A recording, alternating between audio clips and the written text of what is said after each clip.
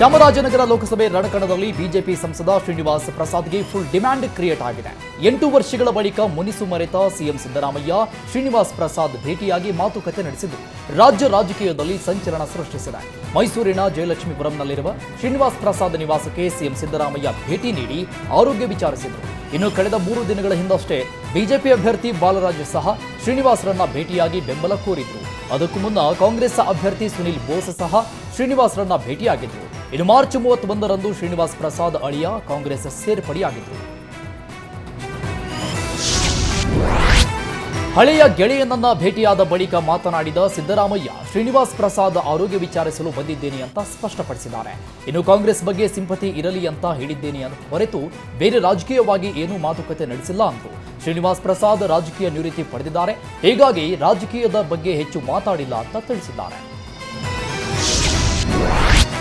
CM ಸಿದ್ದರಾಮಯ್ಯನವರನ್ನ ಭೇಟಿ ಬಳಿಕ ಮಾತನಾಡಿದ ಸಂಸದ ಶ್ರೀನಿವಾಸ್ ಪ್ರಸಾದ್, ನಾಳೆಯ ಮೋದಿ ಸಮಾವೇಶಕ್ಕೆ ನನಗೆ ಆಹ್ವಾನ ಬಂದಿಲ್ಲ, ಬರೋದೂ ಇಲ್ಲ, ನಾನು ಹೋಗುವುದೂ ಇಲ್ಲ ಅಂತ ಸ್ಪಷ್ಟಪಡಿಸಿದರು.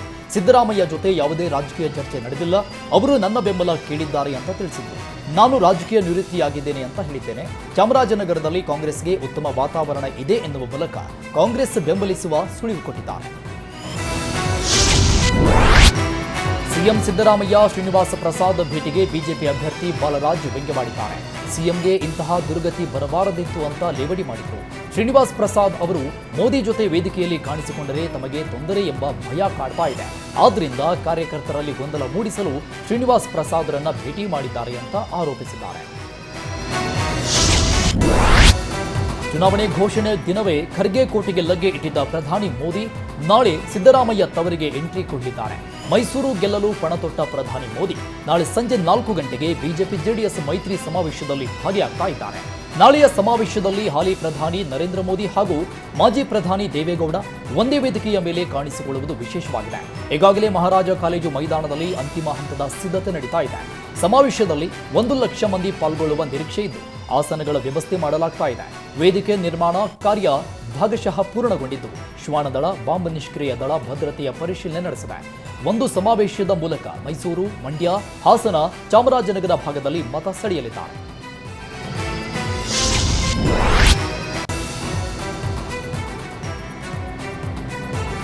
ಮೈಸೂರು ಬಳಿಕ ಪ್ರಧಾನಿ ಮೋದಿ ಮಂಗಳೂರಲ್ಲೂ ಅದ್ಧೂರಿ ರೋಡ್ ಶೋನಲ್ಲಿ ಭಾಗಿಯಾಗಲಿದ್ದಾರೆ. ಸಂಜೆ ಸುಮಾರು 7:45ಕ್ಕೆ ನಾರಾಯಣಗುರು ಸರ್ಕಲ್ನಿಂದ ನವಭಾರತ ಸರ್ಕಲ್ವರೆಗೆ ಮೋದಿ ರೋಡ್ ಶೋ ನಡೆಸುವ ಮೂಲಕ ಬಿಜೆಪಿ ಅಭ್ಯರ್ಥಿ ಪರ ಮತಬೇಟೆ ನಡೆಸಲಿದ್ದಾರೆ. ನಾರಾಯಣಗುರು ಪ್ರತಿಮೆಗೆ ಮಾಲಾರ್ಪಣೆ ಮಾಡಿದ ಬಳಿಕ ಪ್ರಧಾನಿ ಮೆಗಾ ರೋಡ್ ಶೋ ಆರಂಭಿಸಲಿದ್ದಾರೆ. ಮೋದಿ ರೋಡ್ ಶೋ ವೇಳೆ ಯಕ್ಷಗಾನ ಕುಣಿತ, ನೃತ್ಯ ಸೇರಿದಂತೆ ತಮಿಳುನಾಡಿನ ವೈಭವ ಅನಾವರಣಗೊಳ್ಳಲಿದೆ. ಲೋಕಸಭಾ ಚುನಾವಣೆ ಹೊತ್ತಲ್ಲಿ ಟಾಪ್ ಫೈಟ್ ಜೋರಾಗ್ತಾ ಇದೆ. ಪ್ರಧಾನಿ ಮೋದಿ ವಿರುದ್ಧ ಮಾಜಿ ಸಿಎಂ ವೀರಪ್ಪ ಮೊಯ್ಲಿ ಹಿಗ್ಗಾಮುಗ್ಗಾ ವಾಗ್ದಾಳಿ ನಡೆಸಿದ್ದು ಮೋದಿಯನ್ನ ಸದ್ದಾಂ ಹುಸೇನ್, ಹಿಟ್ಲರ್ಗೆ ಹೋಲಿಸಿದ್ದಾರೆ. ಹಿಟ್ಲರ್ ಸದ್ದಾಂ ಹುಸೇನ್ ಅಲ್ಪಸಂಖ್ಯಾತರ ಮೇಲೆ ದೌರ್ಜನ್ಯ ಎಸಗಿದ್ರು. ಸದ್ದಾಂ ಹುಸೇನ್ ಎಷ್ಟು ದೈವ ಭಕ್ತ ಅಂದ್ರೆ ದೊಡ್ಡ ದೊಡ್ಡ ಮಸೀದಿ ಕಟ್ಟಿಸ್ತಾ ಇದ್ದ. ಧಾರ್ಮಿಕ ಪ್ರಚೋದನೆ ಎಂಬುದು ಜನರನ್ನ ಹಿಡಿದಿಟ್ಟುಕೊಳ್ಳುವ ಆಯುಧ. ದೇಶದಲ್ಲಿ ಪ್ರಧಾನಿ ಮೋದಿ ಕೂಡ ಅದನ್ನೇ ಮಾಡ್ತಾ ಇದ್ದಾರೆ. ರಾಮ ಮಂದಿರ ನಿರ್ಮಾಣ ಮಾಡಿದ್ದು ಇದಕ್ಕೆ ಉದಾಹರಣೆ. ಅಲ್ಪಸಂಖ್ಯಾತರ ದಮನ ಅಂದ್ರೆ ಪ್ರಜಾಪ್ರಭುತ್ವ ದಮನ ಮಾಡಿದಂತೆ ಅಂತ ವೀರಪ್ಪ ಮೊಯ್ಲಿ ವಾಗ್ದಾಳಿ ನಡೆಸಿದ್ದಾರೆ. ಪ್ರಧಾನಿ ಮೋದಿ ರೋಡ್ ಶೋ ನಡೆಯುವ ಮಾರ್ಗದಲ್ಲಿ ಜೇನು ನೊಣದ ಗೂಡುಗಳನ್ನು ತೆರವುಗೊಳಿಸುವಂತೆ ಅರಣ್ಯ ಇಲಾಖೆಗೆ ಮಂಗಳೂರು ನಗರ ಪೊಲೀಸ್ ಆಯುಕ್ತರು ಮನವಿ ಮಾಡಿದ್ದಾರೆ. ನಾರಾಯಣಗುರು ಸರ್ಕಲ್ನಿಂದ ನವಭಾರತ ಸರ್ಕಲ್ವರೆಗೆ ರೋಡ್ ಶೋ ನಡೆಯುವ ಸ್ಥಳ, ಪಾರ್ಕಿಂಗ್ ಪ್ಲೇಸ್, ಮಂಗಳೂರು ಅಂತಾರಾಷ್ಟ್ರೀಯ ವಿಮಾನ ನಿಲ್ದಾಣ ಮತ್ತು ಹೆಲಿಪ್ಯಾಡ್ ಸೇರಿದಂತೆ ಮೋದಿ ಸಂಚರಿಸುವ ಸುತ್ತಮುತ್ತ ಪ್ರದೇಶಗಳಲ್ಲಿ ಕ್ರಮಕ್ಕೆ ಸೂಚಿಸಿದ್ದಾರೆ. ಈ ನಿಟ್ಟಿನಲ್ಲಿ ಎಲ್ಲಾ ಕಡೆ ಪರಿಶೀಲಿಸಿದ ಅರಣ್ಯ ಇಲಾಖೆ ಎಲ್ಲೂ ಜೇನುಗೂಡು ಪತ್ತೆಯಾಗಿಲ್ಲ, ಹಾಗಾಗಿ ಎಲ್ಲೂ ತೆರವುಗೊಳಿಸಿಲ್ಲ ಅಂತ ಸ್ಪಷ್ಟನೆ ಕೊಟ್ಟಿದ್ದಾರೆ. ಕೆಫೆ ಸ್ಫೋಟಿಸಿದ್ದ ಉಗ್ರರನ್ನ 10 ದಿನಗಳ ಕಾಲ ಎನ್ಐಎಗೆ ಕೊಟ್ಟು ಕೋರ್ಟ್ ಆದೇಶಿಸಿದೆ. ಐಸಿಸ್ ಸಿದ್ಧಾಂತದ ಉಗ್ರರು ಹಿಂದೂಗಳ ಹೆಸರಲ್ಲೇ ತಲೆಮರೆಸಿಕೊಳ್ತಾ ಇದ್ರು. ಮುಸ್ಲಿಂ ಹೆಸರಿನ ಬದಲು ಹಿಂದೂ ಹೆಸರಲ್ಲಿ ಆಧಾರ್ ಕಾರ್ಡ್ ಸೃಷ್ಟಿಸಿಕೊಂಡು ಹೋಟೆಲ್ ಮತ್ತು ಲಾಡ್ಜ್ಗಳಲ್ಲಿ ವಾಸಿಸ್ತಾ ಇದ್ರು. ಮುಸಾವಿರ್ ಬದಲು ಯುಷ್ ಶಹವಾಜ್ ಪಟೇಲ್ ಹೆಸರು ಬದಲಿಸಿಕೊಂಡಿದ್ರೆ ಮತಿನ್ ಬದಲು ಅನ್ಮೋಲ್ ಕುಲಕರ್ಣಿ ಎಂಬ ಆಧಾರ್ ಕಾರ್ಡ್ ಇಟ್ಕೊಂಡಿದ್ದ. ಮುಸಾವಿರ್ ಆಧಾರ್ನಲ್ಲಿ ಮಹಾರಾಷ್ಟ್ರ ಥಾಣೆ ಎಂದು ಉಲ್ಲೇಖವಿದ್ರೆ ಮತಿನ್ ಆಧಾರ್ ಕಾರ್ಡ್ನಲ್ಲಿ ಕಲಬುರಗಿ ಎಂದು ನಮೂದಾಗಿತ್ತು. ಈ ಇಬ್ಬರು ಆಧಾರ್ ಕಾರ್ಡ್ ಸೇರಿ ಹಲವು ದಾಖಲೆಗಳು ವಶಕ್ಕೆ ಪಡೆಯಲಾಗಿದೆ.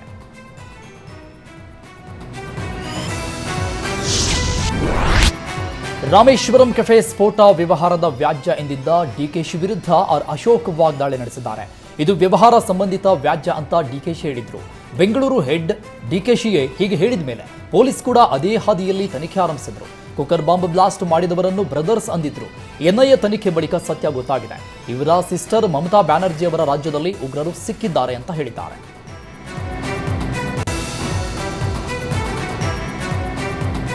ರಾಮೇಶ್ವರಂ ಕೆಫೆ ಬಾಂಬ್ ಸ್ಫೋಟಿಸಿದ ಉಗ್ರರನ್ನ ಬಂಧಿಸಿದ ಎನ್ಐಎ ಅಧಿಕಾರಿಗಳ ಕೆಲಸಕ್ಕೆ ಆರಗ ಜ್ಞಾನೇಂದ್ರ ಮೆಚ್ಚುಗೆ ವ್ಯಕ್ತಪಡಿಸಿದ್ದಾರೆ.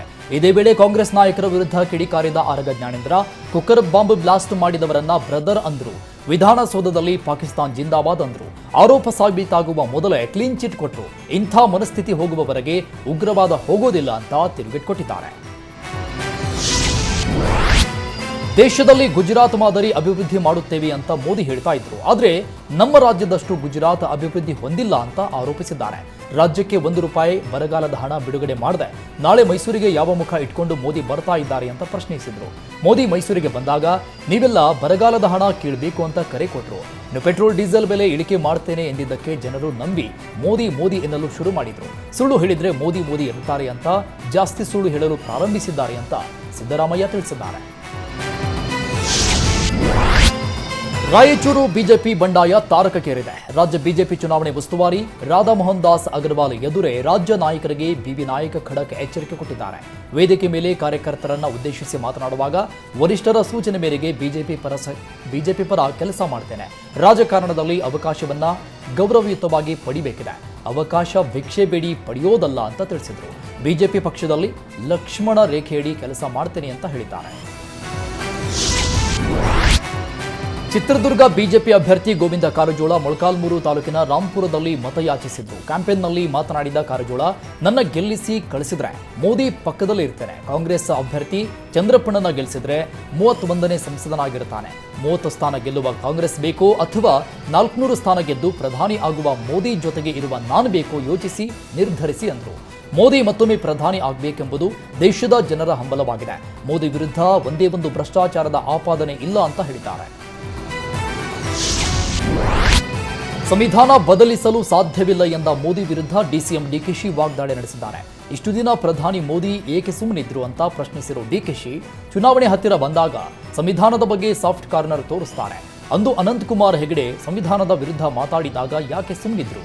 ಅನಂತಕುಮಾರ್ ಹೆಗಡೆಯವರನ್ನ ಯಾಕೆ ಪಕ್ಷದಿಂದ ವಜಾ ಮಾಡಲಿಲ್ಲ? ಪ್ರಧಾನಿ ಮೋದಿ ಕೇವಲ ರಾಜಕೀಯಕ್ಕಾಗಿ ಮಾತಾಡ್ತಿದ್ದಾರೆ ಅಂತ ಮೋದಿ ವಿರುದ್ಧ ವಾಗ್ದಾಳಿ ನಡೆಸಿದ್ದಾರೆ. ಹಾಸನ ಲೋಕಸಭೆ ಮೈತ್ರಿ ಅಭ್ಯರ್ಥಿ ಪ್ರಜ್ವಲ ರೇವಣ್ಣ ಚನ್ನರಾಯಪಟ್ಟಣ ತಾಲೂಕಿನ ಮಂಚಿಗನಹಳ್ಳಿ ಗ್ರಾಮದಲ್ಲಿ ಮತಯಾಚನೆ ನಡೆಸಿದರು. ಪ್ರಚಾರದಲ್ಲಿ ಮಾತನಾಡಿದ ಪ್ರಜ್ವಲ್, ಕಾಂಗ್ರೆಸ್ ಅಭ್ಯರ್ಥಿ ವಿರುದ್ಧ ಪರೋಕ್ಷವಾಗಿ ಕಿಡಿಕಾರಿದ್ರು. ಹೆಣ್ಣು ಮಕ್ಕಳಿಗೆ ಬಟ್ಟೆ ಬಿಚ್ಚಿ ಹೊಡೆದಾಗ ಕಣ್ಣೀರು ಒರೆಸಲು ವಿರೋಧ ಪಕ್ಷದ ಅಭ್ಯರ್ಥಿ ಬಂದಿದ್ರಾ ಅಂತ ಪ್ರಶ್ನಿಸಿದ್ರು. ಈಗ ಕಣ್ಣೀರಿಟ್ಟರೆ ಮತ ಕೊಡಬೇಕಾ ಎನ್ನುವ ಮೂಲಕ ಕಾಂಗ್ರೆಸ್ ಅಭ್ಯರ್ಥಿ ಶ್ರೇಯಸ್ ಹಾಗೂ ಅವರ ತಾಯಿ ವಿರುದ್ಧ ಪರೋಕ್ಷವಾಗಿ ವಾಗ್ದಾಳಿ ನಡೆಸಿದ್ದಾರೆ. ನೀವು ಯಾರನ್ನೂ ತಡೆಯಲು ಹೋಗಬೇಡಿ. ತಡೆಯಲು ಹೋದ್ರೆ ಅವರು ಲೀಡರ್ಗಳಾಗಿ ಬಿಡ್ತಾರೆ ಅಂತ ಕಾರ್ಯಕರ್ತರಿಗೆ ಸಂಸದ ಡಿಕೆ ಸುರೇಶ್ ಕರೆ ಕೊಟ್ಟಿದ್ದಾರೆ. ಏನಾದರೂ ಆಗಲೇಬೇಕು ಅಂತ ಹಣೆಯಲ್ಲಿ ಬರೆದಿದ್ರೆ ಹುಡುಕಿಕೊಂಡು ಬರುತ್ತೆ. ಮೂಲ ಕಾಂಗ್ರೆಸ್ಸಿಗರು ಅಲ್ಲದಿದ್ರೂ ಸಿದ್ದರಾಮಯ್ಯ ನಮ್ಮ ಪಕ್ಷಕ್ಕೆ ಬಂದು ಸಿಎಂ ಆಗಿದ್ದಾರೆ. ನಾವು ಸಿದ್ದರಾಮಯ್ಯಗೆ ಅವಕಾಶ ಮಾಡಿಕೊಟ್ಟಿದ್ದೇವೆ. ಈಗ ಸಿದ್ದರಾಮಯ್ಯ ನಮ್ಮ ನಾಯಕ. ಹಣೆಯಲ್ಲಿ ಬರೆದಿತ್ತು ಅಂದ್ರೆ ಎಲ್ಲ ಆಗತ್ತೆ ಅಂತ ಡಿಕೆ ಸುರೇಶ್ ಹೇಳಿದ್ದಾರೆ. ರಾಜ್ಯದಲ್ಲಿ ಶೀಘ್ರವೇ ಡಬಲ್ ಎಂಜಿನ್ ಸರ್ಕಾರ ಬರಲಿದೆ ಅಂತ ಹೇಳುವ ಮೂಲಕ ಮಾಜಿ ಸಚಿವ ರಮೇಶ್ ಜಾರಕಿಹೊಳಿ ಸರ್ಕಾರ ಪತನದ ಸುಳಿವು ಕೊಟ್ಟಿದ್ದಾರೆ. 2 ಕಡೆ ನಮ್ಮ ಸರ್ಕಾರ ಅಧಿಕಾರಕ್ಕೆ ಬರಲಿದೆ. ಡಬಲ್ ಎಂಜಿನ್ ಸರ್ಕಾರದ ಮೂಲಕ ಅಭಿವೃದ್ಧಿ ಕೆಲಸ ಮಾಡ್ತೇವೆ ಎಂದಿದ್ದಾರೆ. ಗ್ಯಾರಂಟಿ ನಂಬಿ ಕೆಟ್ಟ ಸರ್ಕಾರವನ್ನ ಅಧಿಕಾರಕ್ಕೆ ತಂದಿದ್ದೀರಿ. ಕಾಂಗ್ರೆಸ್ ಸರ್ಕಾರದ ಸುಳ್ಳು ಭರವಸೆಗೆ ಬಲಿಯಾಗಬೇಡಿ. ಚುನಾವಣೆ ನಂತರ ಕರೆಂಟ್ ಹೋಗುತ್ತೆ, ಬಸ್ ನಿಲ್ಲುತ್ತೆ, 2000 ಬಂದ್ ಆಗುತ್ತೆ ಅಂತ ರಮೇಶ್ ಜಾರಕಿಹೊಳಿ ಹೇಳಿದ್ದಾರೆ. ರಾಜಕೀಯ ಪ್ರವೇಶದ ಜೋಶ್ನಲ್ಲಿರುವ ದಿಂಗಾಲೇಶ್ವರ ಶ್ರೀಗಳಿಗೆ ಬಿಗ್ ಶಾಕ್ ಎದುರಾಗಿದೆ. ದಿಂಗಾಲೇಶ್ವರ ಶ್ರೀ ಸ್ಪರ್ಧೆಗೆ ಭಕ್ತರು ತೀವ್ರ ವಿರೋಧ ವ್ಯಕ್ತಪಡಿಸ್ತಾ ಇದ್ದು, ಪೀಠತ್ಯಾಗ ಮಾಡಿ ಚುನಾವಣೆಗೆ ನಿಂತರೆ ಸೂಕ್ತ ಎಂಬ ಮಾತುಗಳು ಕೇಳಿ ಬರ್ತಾ ಇವೆ. ಗದಗ ಜಿಲ್ಲೆಯ ಶಿರಹಟ್ಟಿಯಲ್ಲಿ ಮಾಜಿ ಶಾಸಕ ಜಿಎಂ ಮಹಾಂತ ಶೆಟ್ಟರ್ ನೇತೃತ್ವದಲ್ಲಿ ಸಭೆ ನಡೆಸಿದ್ದು, ಚುನಾವಣಾ ಕಣದಿಂದ ಹಿಂದೆ ಸರಿಯುವಂತೆ ಸ್ವಾಮೀಜಿಗಳಿಗೆ ಭಕ್ತರು ಮನವಿ ಸಲ್ಲಿಸಿದ್ದಾರೆ. ಮಠದ ಪರಂಪರೆಗೆ ಧಕ್ಕೆ ಬಾರದಂತೆ ನಡೆದುಕೊಳ್ಳಬೇಕು. ಚುನಾವಣೆಯಲ್ಲಿ ಸ್ಪರ್ಧಿಸೋದಾದ್ರೆ ಪೀಠತ್ಯಾಗ ಮಾಡುವಂತೆ ಭಕ್ತರು ಆಗ್ರಹಿಸಿದ್ದಾರೆ. ದಿಂಗಾಲೇಶ್ವರ ಶ್ರೀಗಳು ಬಾಲೆಹೊಸೂರು ಮಠವನ್ನ ದಿವಾಳಿ ಮಾಡಿದ್ದಾರೆ. ಚುನಾವಣೆಗೆ ನಿಂತರೆ ಫಕೀರೇಶ್ವರ ಮಠವನ್ನು ದಿವಾಳಿ ಮಾಡ್ತಾರೆ. ಏಪ್ರಿಲ್ 18ರವರೆಗೆ ಕಾಯ್ತೇವೆ, ಬಳಿಕ ಮುಂದಿನ ನಿರ್ಧಾರ ಅಂತ ಮಠದ ಭಕ್ತರು ಹೇಳಿದ್ದಾರೆ. ಶಿವಮೊಗ್ಗದಲ್ಲಿ ಈಶ್ವರಪ್ಪ ಬಂಡಾಯ ಸ್ಪರ್ಧೆ ವಿಚಾರವಾಗಿ ಮಾಜಿ ಸಿಎಂ ಯಡಿಯೂರಪ್ಪ ಪ್ರತಿಕ್ರಿಯೆ ನೀಡಿದ್ದಾರೆ. ಈಶ್ವರಪ್ಪ ವಿರುದ್ಧ ಕ್ರಮ ತೆಗೆದುಕೊಳ್ಳುವುದು ಪಕ್ಷಕ್ಕೆ ಬಿಟ್ಟಿದ್ದು, ಮೋದಿ ಫೋಟೋ ಬಳಕೆ ಮಾಡಿಕೊಳ್ತಾ ಇರೋದು ಒಳ್ಳೆಯದೇ, ತಪ್ಪೇನಿಲ್ಲ, ಅದರ ಬಗ್ಗೆ ನಾನು ಹೆಚ್ಚು ಮಾತಾಡಲ್ಲ ಅಂತ ಯಡಿಯೂರಪ್ಪ ಹೇಳಿದ್ದಾರೆ.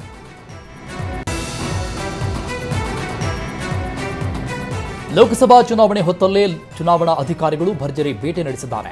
2 ಕಾರಿನಲ್ಲಿ ಸಾಗಿಸ್ತಾ ಇದ್ದ 1,40,00,000 ಹಣವನ್ನು ಬೆಂಗಳೂರಿನ ಜಯನಗರದ 4ನೇ ಬ್ಲಾಕ್ನಲ್ಲಿ ಸೀಸ್ ಮಾಡಲಾಗಿದೆ.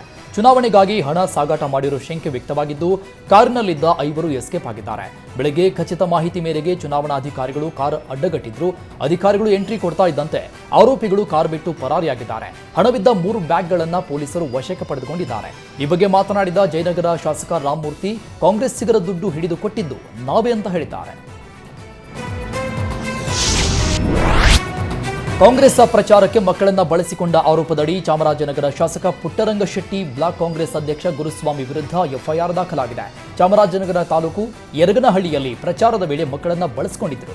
ನೀತಿ ಸಂಹಿತೆ ಉಲ್ಲಂಘನೆ ಹಿನ್ನೆಲೆಯಲ್ಲಿ ಫ್ಲೈಯಿಂಗ್ ಸ್ಕ್ವಾಡ್ ಅಧಿಕಾರಿಗಳು ದೂರು ಕೊಟ್ಟಿದ್ದು, ಮಕ್ಕಳ ರಕ್ಷಣಾ ಕಾಯ್ದೆ ಅನ್ವಯ ತೆರಕಣಾಂಬಿ ಪೊಲೀಸ್ ಠಾಣೆಯಲ್ಲಿ ಎಫ್ಐಆರ್ ದಾಖಲಾಗಿದೆ.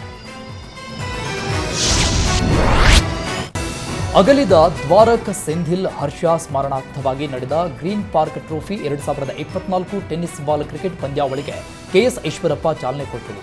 ಭವಿಷ್ಯದ ಉತ್ತಮ ಜೀವನಕ್ಕಾಗಿ ಯುವಕರು ಕ್ರೀಡಾ ಚಟುವಟಿಕೆಗಳಲ್ಲಿ ಹೆಚ್ಚು ಆಸಕ್ತಿ ತೋರಬೇಕಿದೆ ಅಂತ ಹೇಳಿದ್ದಾರೆ.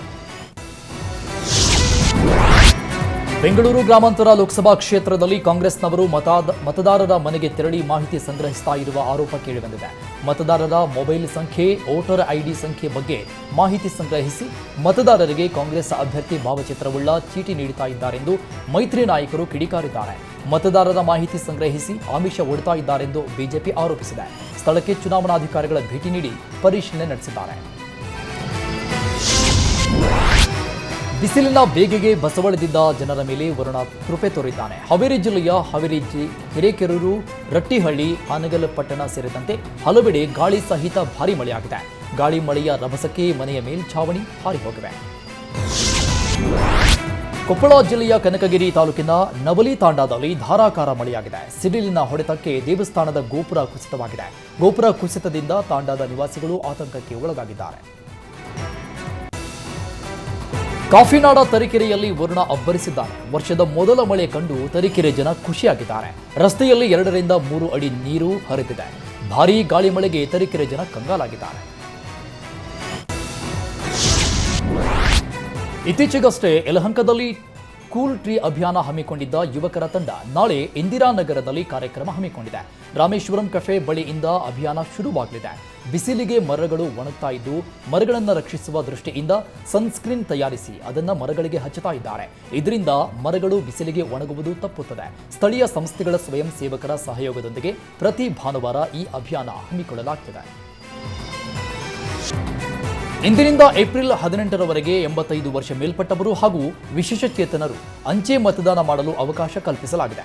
ಮನೆಯಲ್ಲೇ ಕುಳಿತು ಅಂಚೆ ಮತದಾನ ಮಾಡುವ ಸೌಲಭ್ಯ ಒದಗಿಸಲಾಗಿದೆ. ಬ್ಯಾಟರಾಯನಪುರ ಹಾಗೂ ತುಮಕೂರಲ್ಲಿ ಗೌಪ್ಯ ಅಂಚೆ ಮತದಾನ ನಡೆಯಲ್ಪಡಿದೆ.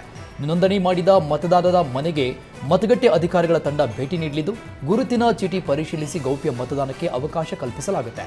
ಮತದಾನದ ಪ್ರಕ್ರಿಯೆಯನ್ನು ವಿಡಿಯೋ ಮಾಡಲಾಗುತ್ತೆ. ಲೋಕಸಭಾ ಚುನಾವಣೆ ಹತ್ತಿರವಾಗ್ತಾ ಇದ್ದಂತೆ ಅಧಿಕಾರಿಗಳು ಅಲರ್ಟ್ ಆಗಿದ್ದಾರೆ. ಆನ್ಲೈನ್ ಪೇಮೆಂಟ್ಗಳ ಮೇಲೆಯೇ ಚುನಾವಣಾ ಅಧಿಕಾರಿಗಳು ಹದ್ದಿನ ಕಣ್ಣಿಟ್ಟಿದ್ದಾರೆ. ನಿತ್ಯ 1 ರಿಂದ 10 ಲಕ್ಷಕ್ಕೂ ಅಧಿಕ ಹಣ ವರ್ಗಾವಣೆ ಮಾಡುವವರ ಮೇಲೆ ಅಧಿಕಾರಿಗಳು ಕಣ್ಣಿಟ್ಟಿದ್ದಾರೆ. ಬ್ಯಾಂಕ್ ಎಕ್ಸ್ಪರ್ಟ್ಗಳಿಂದ ಪ್ರತಿನಿತ್ಯ ಮಾಹಿತಿ ಸಂಗ್ರಹಿಸ್ತಾ ಇದ್ದು, ಅನುಮಾನಾಸ್ಪದ ವಹಿವಾಟು ಕಂಡು ಬಂದರೆ ಸೂಕ್ತ ದಾಖಲೆ ನೀಡಲು ಸೂಚನೆ ನೀಡಲಾಗಿದೆ. ಅಕ್ರಮ ಹಣ ವರ್ಗಾವಣೆ ತಡೆಗಟ್ಟಲು ಪ್ರತಿ ಜಿಲ್ಲೆಯಲ್ಲೂ ಟೆಕ್ನಿಕಲ್ ಎಕ್ಸ್ಪರ್ಟ್ಸ್ಗಳನ್ನು ನಿಯೋಜನೆ ಮಾಡಲಾಗಿದೆ. ಭದ್ರಾ ಮೇಲ್ದಂಡೆ ಯೋಜನೆ ಶೀಘ್ರ ಜಾರಿಗೆ ಒತ್ತಾಯಿಸಿ ಇಂದು ಜಗಳೂರು ಬಂದ್ಗೆ ಕರೆ ನೀಡಲಾಗಿದೆ. ರೈತರು ಹಾಗೂ ವಿವಿಧ ಸಂಘಟನೆಗಳ ಕಾರ್ಯಕರ್ತರು ಪ್ರತಿಭಟನೆ ನಡೆಸ್ತಾ ಇದ್ದಾರೆ. ಜಗಳೂರಲ್ಲಿ ಯಾವುದೇ ಯೋಜನೆಗಳು ಜಾರಿಯಾಗ್ತಾ ಇಲ್ಲ. ಬರದ ತಾಲೂಕಿಗೆ ನೀರಾವರಿ ಯೋಜನೆ ಜಾರಿ ಮಾಡುವಂತೆ ಒತ್ತಾಯಿಸಿ ಬಂದ್ ನಡೆಸಲಾಗುತ್ತಿದೆ. ಮುಂಜಾನೆಯಿಂದಲೇ ಅಂಗಡಿ ಮುಂಗಟ್ಟು ಬಂದ್ ಮಾಡುವ ಮೂಲಕ ಸಾರ್ವಜನಿಕರು ಬಂದ್ಗೆ ಬೆಂಬಲ ನೀಡಿದ್ದಾರೆ. ರಾಜ್ಯ ಹಾಗೂ ಕೇಂದ್ರ ಸರ್ಕಾರದ ವಿರುದ್ಧ ಧಿಕ್ಕಾರ ಕೂಗಿ ಪ್ರತಿಭಟನಾಕಾರರು ಆಕ್ರೋಶ ವ್ಯಕ್ತಪಡಿಸಿದ್ದಾರೆ. ಬಿಜೆಪಿ ಬಹಿರಂಗ ಪ್ರಚಾರದಲ್ಲಿ ನೂಕುನುಗ್ಗಲು ಉಂಟಾದ ಘಟನೆ ತಿಪಟೂರಿನ ನಡುವಿನಕೆರೆಯಲ್ಲಿ ನಡೆದಿದೆ. ಜೆಡಿಎಸ್ ಮುಖಂಡ ರಾಕೇಶ್ ಹಾಗೂ ಶಾಂತಕುಮಾರ್ ಬೆಂಬಲಿಗರಿಂದ ನೂಕುನುಗ್ಗಲು ಉಂಟಾಗಿದೆ. ರಾಕೇಶ್ ಗೌಡ ನೇತೃತ್ವದಲ್ಲಿ ಪ್ರಚಾರ ನಡೆಸುವಂತೆ ಒತ್ತಾಯಿಸಿದ್ದು ಕಾರ್ಯಕರ್ತರು ಗಲಾಟೆ ನಡೆಸಿದ್ದಾರೆ. ಕೂಡಲೇ ಮಧ್ಯಪ್ರವೇಶಿಸಿದ ನಾಯಕರು ಪರಿಸ್ಥಿತಿ ತಿಳಿಗೊಳಿಸಿದ್ದಾರೆ. ಕೊಡಗು ಜಿಲ್ಲೆಯಾದ್ಯಂತ 1 ಗಂಟೆಗೂ ಹೆಚ್ಚು ಕಾಲ ಮಳೆ ಸುರಿದಿದೆ. ಬಿಸಿಲ ಬೇಗೆಗೆ ಬಸವಳಿದಿದ್ದ ಕೊಡಗಿನ ಜನತೆ ಮಳೆಯಿಂದಾಗಿ ಫುಲ್ ಖುಷಿಯಾಗಿದ್ದಾರೆ. ಶ್ರೀ ಮಾರಿಯಮ್ಮ ಹಾಗೂ ಕೊರಗಜ್ಜ ದೇವರ ಉತ್ಸವದ ವೇಳೆ ಮಳೆ ಬಂದಿದ್ದಕ್ಕೆ ಭಕ್ತಾದಿಗಳು ಡ್ಯಾನ್ಸ್ ಮಾಡುವ ಮೂಲಕ ಸಂತಸ ವ್ಯಕ್ತಪಡಿಸಿದ್ದಾರೆ.